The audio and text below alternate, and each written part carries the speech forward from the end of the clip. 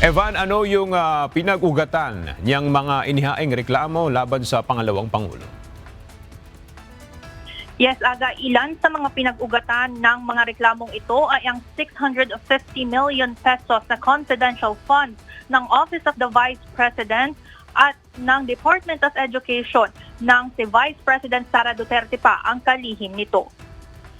Patong-patong na reklamo ang muling kinakaharap ni Vice President Sara Duterte sa Office of the Ombudsman. Ngayong araw, nagtungo si dating Senador Antonio Trillanes IV at ang The Silent Majority na isang civil society group sa Office of the Ombudsman upang magsampa ng plunder at graft complaints laban sa Vice Presidente. Ilan sa mga aligasyon ng mga ito ay ang umano'y maling paggamit ng confidential funds ng Office of the Vice President at nung siya ay kalihim pa ng Department of Education, maging ang confidential funds nang siya pa ang mayor ng Davao City. Ginamit ring grounds ng mga complainant ang pagtanggap umano ni Vice President Sara Duterte ng pera mula sa drug lord at ang public meltdown ng bise kung saan ang binantaan ito na papatayin si Pangulong Ferdinand Marcos Jr.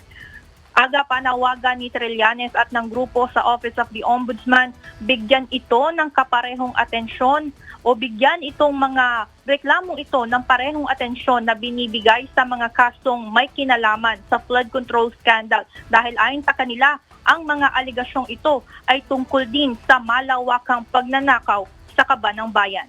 Yan muna ang update mula dito sa Office of the Ombudsman. Balik sa inyo dyan, Aga. Maraming salamat, Evan Alvarez.